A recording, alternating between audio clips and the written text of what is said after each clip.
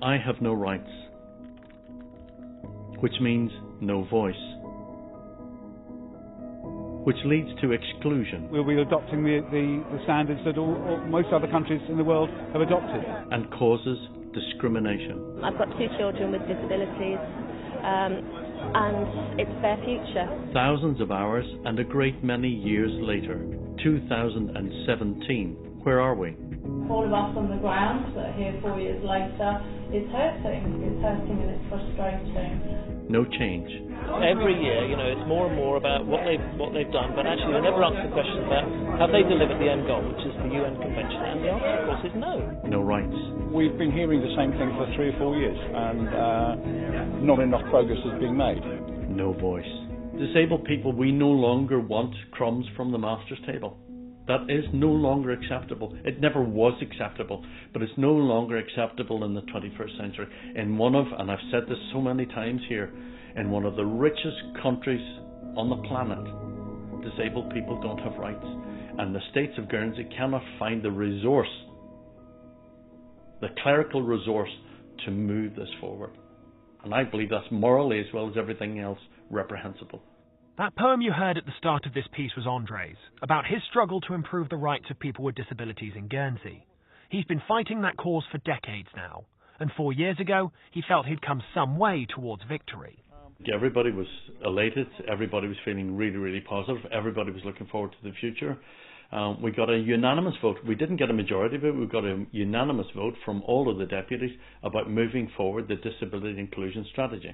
The strategy was given an initial £250,000 of funding 4 years ago. This was to draft and enact discrimination legislation, while also creating an equality and rights organisation, all to improve the lives of the 13,000 plus people with disabilities in Guernsey. The resources issue was there right from that point. So even with us saying, look, we should have a proper business plan here. That's what we need. We need to look realistically at this. I mean, for instance, 20,000 for reasonable adjustments. Really? I mean, really? It's just ridiculous for the whole island. Members of the Guernsey Disability Alliance were given an update on where progress was with the strategy earlier this year. The news was that progress is being made, but it's slow progress. It's frustrating. It's really, really difficult to look members in the face and say, I'm really sorry, there's another delay or this won't be happening in the near future. We have members that refuse to come anymore, that have lost faith and have lost confidence. One ordinary member who hasn't lost faith in the fight yet is Dania. She's urging the states to get some kind of discrimination law in place before this state's term ends.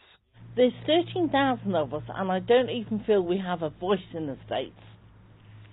How does that make you feel? Horrendous. In this day and age, no, something has to be done. And with the legislation, somebody has to have the will and the interest to take it forward. She says it feels like a long time since the strategy was passed.